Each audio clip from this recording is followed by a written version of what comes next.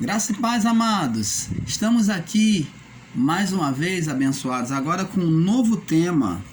Vamos falar: existe igreja espiritual após o juízo? É uma pergunta. Existe igreja espiritual após o juízo? Esse é o nosso tema.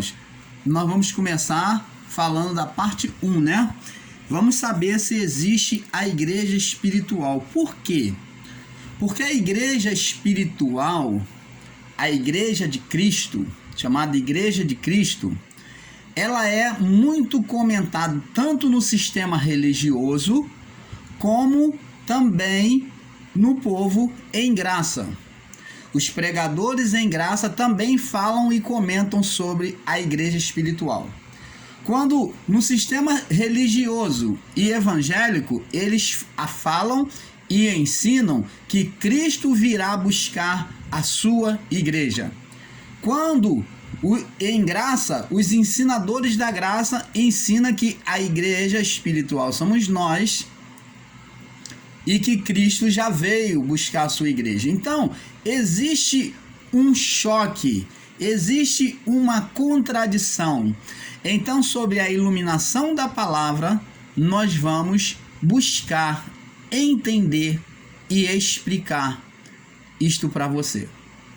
Então, o termo igreja foi usado pela junção dos dois povos. Por quê? Porque o povo da promessa, que era o povo israelita,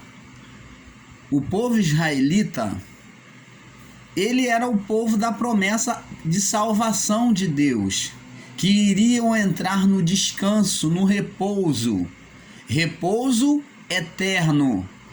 Eles iriam conquistar a Canaã espiritual. Eles conquistaram a Canaã física, mas iriam conquistar a Canaã espiritual. O povo eleito, o povo israelita. Mas agora, como está escrito aqui no livro de Efésios, capítulo 2, no verso 13, vamos ver aqui. Efésios 2, 13. Diz assim: mas agora, em Cristo, vós que antes estáveis longe.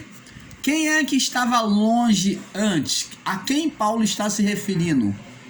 Quem estava longe? O povo gentio, que não fazia parte da promessa, não estava endereçado à salvação.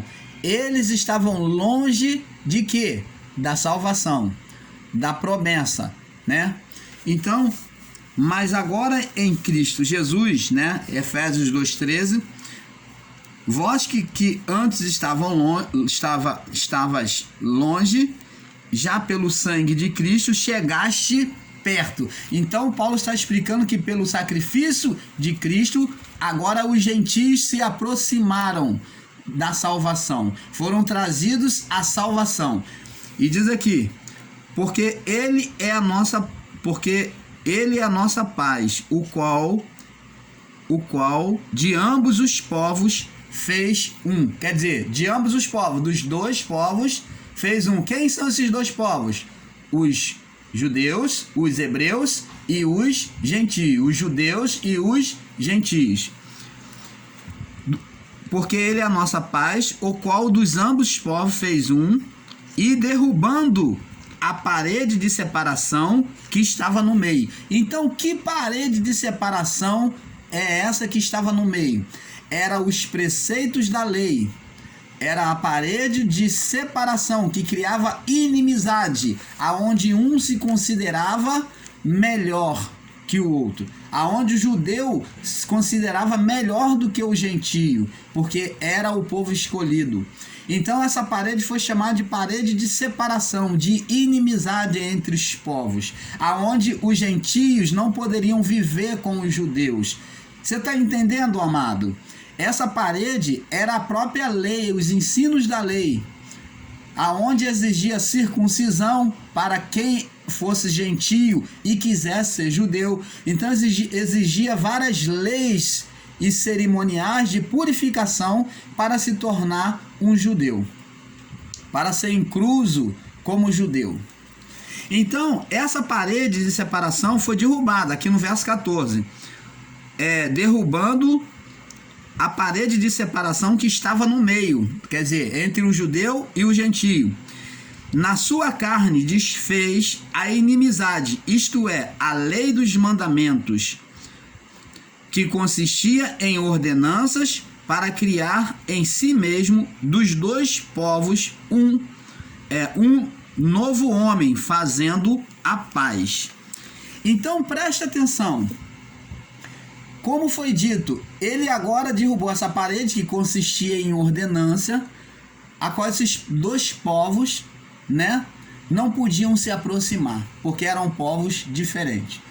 Um povo escolhido para viver sobre a santificação, sobre a purificação, que era o judeu, e o gentio era aquele povo, o povo grego, principalmente, que vivia ao seu bel prazer.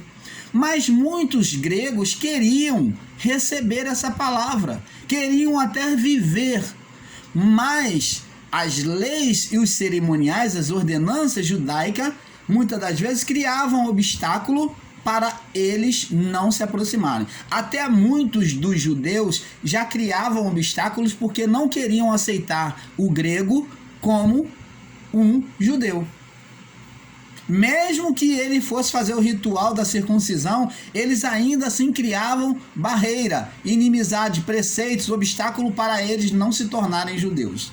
Você está entendendo? Eles se consideraram a partir de então preferencial. É isso que está dizendo a palavra. Mas Cristo vem derrubar essa parede, esse muro de inimizade. Então, amados, existem pessoas, ensinamentos, segmentos religiosos que ensinam que a igreja de Cristo, nós somos a igreja de Cristo, que ensinam que nós somos a igreja de Cristo. O sistema religioso e o meio evangélico, que também é do sistema religioso, faz parte do sistema religioso, principalmente eu vou destacar aqui o meio evangélico, ensina que Jesus vai voltar para buscar a sua igreja. Então, eles têm o ensinamento de que a igreja está aqui, neste mundo, de forma espiritual. Eles acreditam que cada ser, cada pessoa que congrega nos seus templos são igrejas, são partes da igreja. Ou são igreja, como eles costumam ensinar. Ele diz, nós somos igrejas. E os ensinadores em graça, e nós em graça, o que nós temos aprendido com muitos que ensinam em graça? Que nós também somos igreja. A igreja gloriosa, a igreja imaculada. Aí você vai dizer para mim, mas irmão Paulo, isso está nas escrituras. Sim, nós vamos ver. Só que eu gostaria de deixar frisado para você que é futurista, que acredita que Jesus vai voltar para buscar a sua igreja, como o sistema religioso, como o meio evangélico. Você que acredita que Jesus vai voltar para buscar a sua igreja. E você que é preterista, que prega uma visão preterista, que é os que pregam estando em graça, tanto um quanto o outro, biblicamente, estão equivocados. Sim, eu venho aqui, sobre a luz da palavra, provar para vocês que vocês estão equivocados. Primeiro, você que ensina em graça, você que está em graça, que crê que nós somos a igreja eleita e preciosa de Deus, imaculada, como o apóstolo Paulo disse, talvez você vai dizer, mas irmão, está escrito isto. Está escrito. Mas nem tudo que está escrito está sendo bem empregado. Empregado dentro do contexto. Então, quando você crer assim, presta atenção, você em graça que crer assim, e você ensinador da graça que prega assim, que somos igrejas gloriosas, imaculadas de Deus. Isto estaria certo? Sim. Se nós hoje não fôssemos filhos de Deus. Preste atenção, meu amado irmão, principalmente você que está em graça, para que você entenda. Você sempre tem que ter a visão de que você é filho de Deus. Ou você é filho de Deus, ou você é retratado como igreja. A sua retratação em Deus ou é como filho ou como igreja. A retratação como igreja foi para o povo antigo. Por isso o apóstolo Paulo se retratou como aquele povo antes do juízo, como igreja de Deus. E nós vamos explicar isso, porque o próprio Jesus, antes no seu ministério, ele deixou isso bem claro, que ele estava aqui. Lembra que os discípulos de Jesus chegaram até ele? Vamos trazer a palavra de Deus à luz. Vamos iluminar sobre a luz da palavra.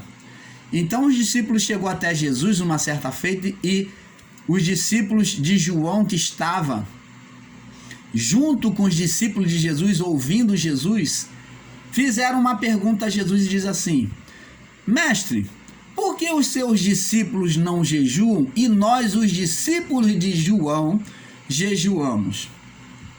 Jesus disse para eles: podem os filhos da boda jejuar enquanto o noivo está com eles? Jesus se retratou para eles dizendo que não tinha necessidade dos seus discípulos jejuar porque ele era o noivo. Eles estavam agregados, estavam reunidos num banquete. Eles não tinham necessidade de se sacrificar, de fazer sacrifício de santificação, porque eles estavam sendo santificados pela própria palavra que eles estavam ouvindo. E quem era o noivo? Jesus falou: ele. Olha, ele se coloca como o noivo. Então Jesus está dizendo que ele estava ali e haveria um casamento, uma núpcia. Uma núpcia. E Jesus, quando se referiu ao noivo, ele falou no sentido, no plano espiritual do que aconteceria. Ele estava ali na posição de noivo por Deus e que haveria um casamento, uma núpcia, para encerrar aquele período. Haveria uma reunião de vidas para presenciar um casamento. Mas para ter o noivo, temos que compreender que falta um personagem. Quem? A noiva, a esposa. A noiva era aquele povo que recebia a palavra de Deus.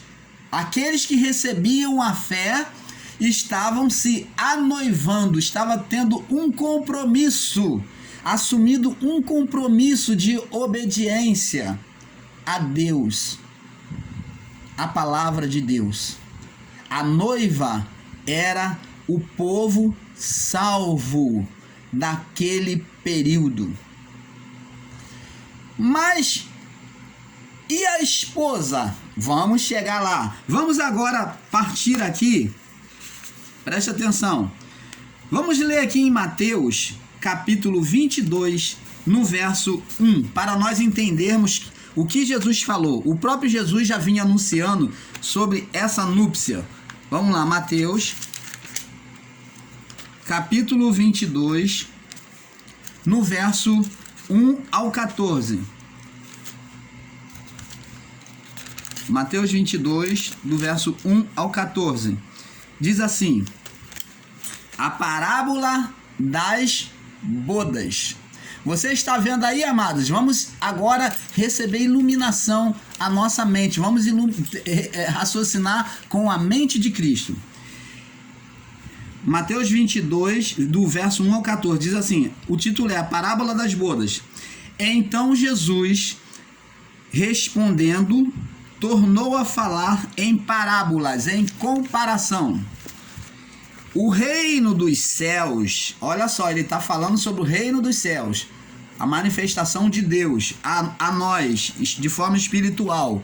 Reino dos céus é a manifestação de Deus de forma espiritual aos homens. Isso é reino dos céus, reino de Deus. Então ele fala assim, o reino dos céus é semelhante a um certo rei que celebrou as bodas de seu filho.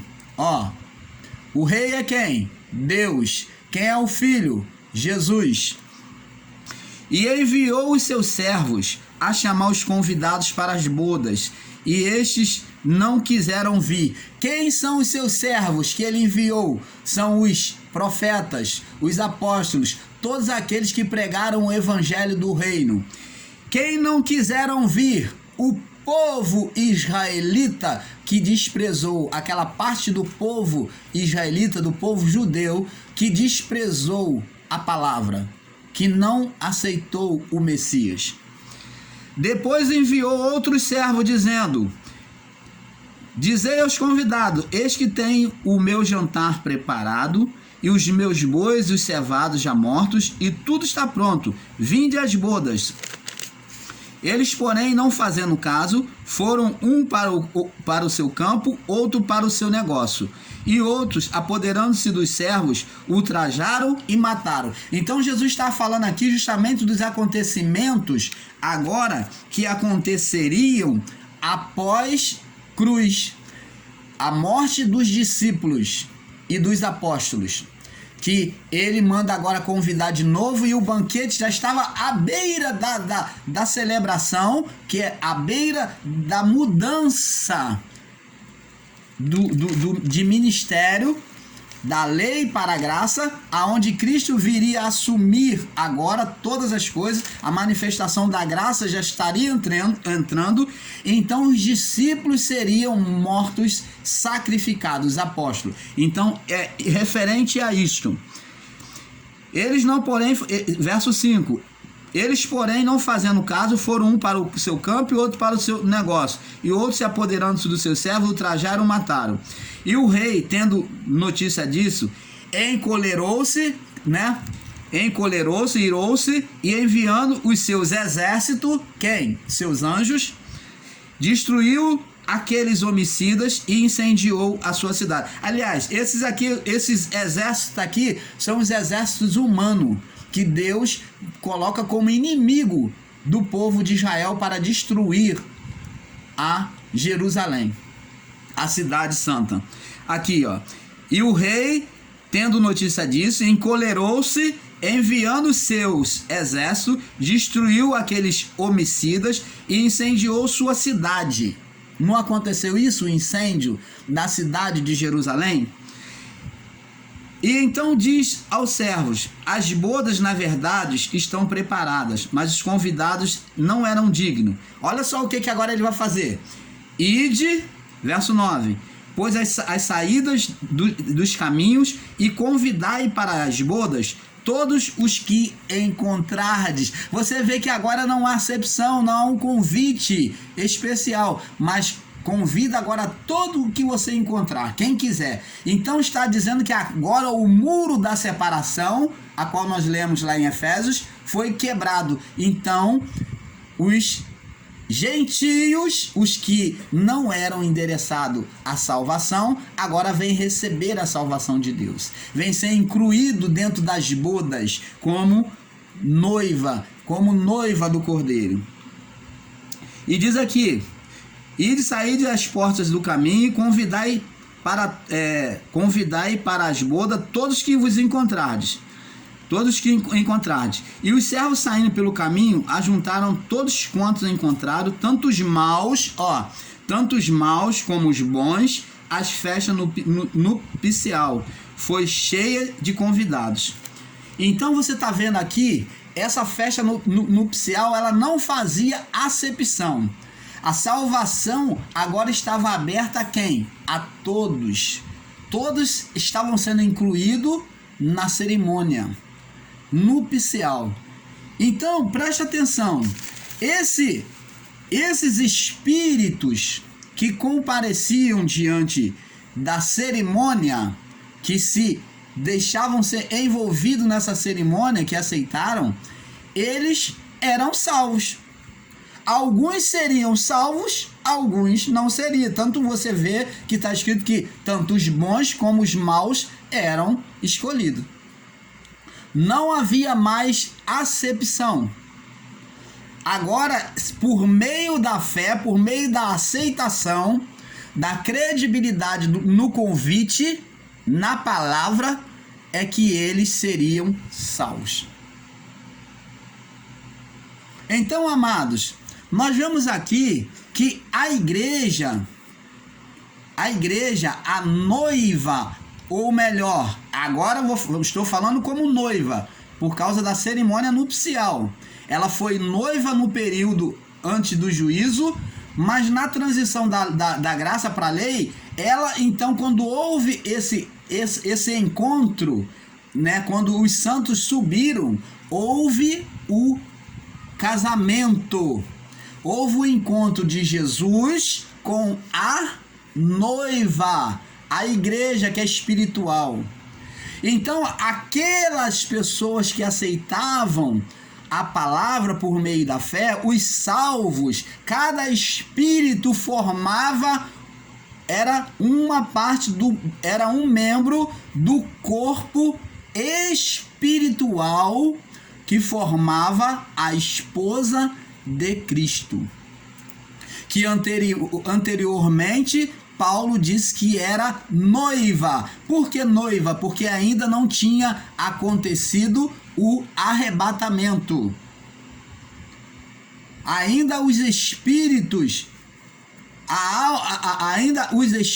daquelas pessoas não tinham sido tomados para Deus. Você está entendendo, amado?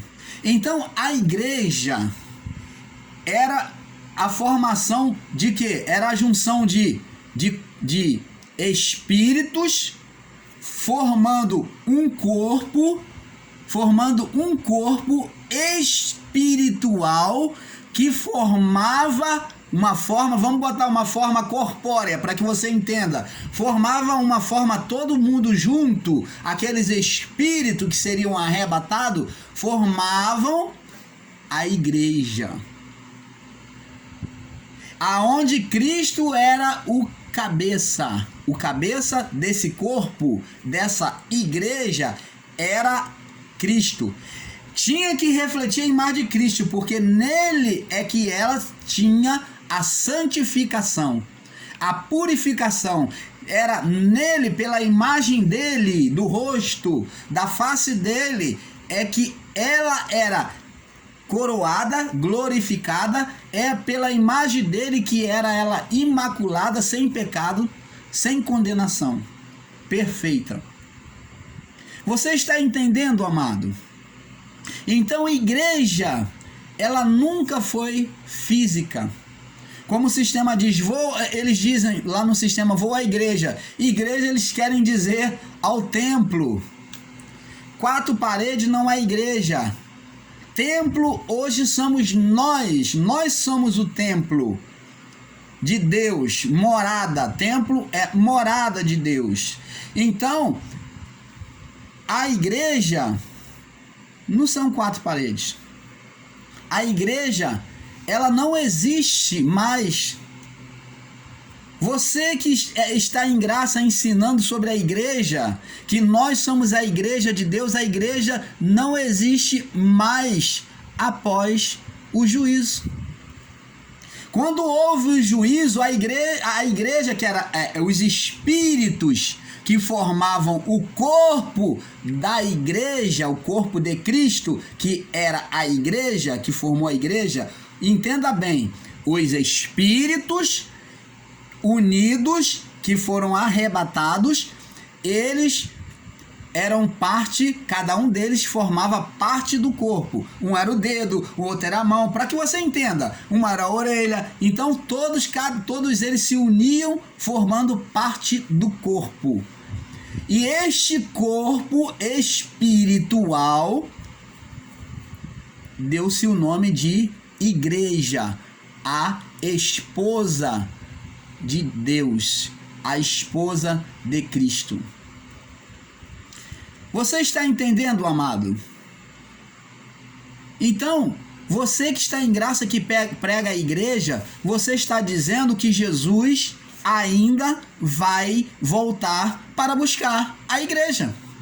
Você tem que convir comigo. Se você prega igreja, meu amado, você que está em graça, se você prega igreja, você então tem que dar a mão à palmatória ao sistema religioso e ao povo evangélico de que Jesus vai voltar para buscar a sua igreja. A igreja já foi estabelecida nos céus. As núpcias já aconteceu. Quando houve o juízo, Deus já levou toda a sua parte espiritual. Os espíritos já foram tomados para Deus. E nesse encontro nos céus dos espíritos se formou um corpo que foi chamado de igreja imaculada, gloriosa, perfeita. Esta é a igreja. Apresento para vocês que não sabia o que é a igreja. Após o juízo, não há mais igreja espiritual. Hoje somos feituras de Deus, filhos de Deus, como Adão foi criado. Voltou-se agora ao estágio inicial, da onde parou. Deus, ele anda nos seus próprios caminhos e Deus agora vem endireitar, vem tornar perfeito o imperfeito. Ele coloca todos nós no estágio inicial, no estágio adâmico. Somos filhos de Deus, perfeito. Aonde, mais uma vez, agora Deus habita em nós. O Espírito habita em nós todos os dias até a hora da nossa morte. Quando morrermos neste corpo, o Espírito vai voltar para Deus. Nós seremos tomados para Deus. Não há essa de que, porque a igreja vai subir, porque nós, não. É simplesmente, é vida no corpo e morte no corpo, e o Espírito volta para o Pai, volta para a casa. Vamos continuar no próximo vídeo. Você está entendendo, amado? Eu espero que a iluminação esteja sendo perfeita para você. Existe muito mais coisas para nós falarmos. Vamos então continuar no próximo vídeo, tá? Na parte 2. Existe igreja espiritual após o juízo? Parte 2. Fique na paz.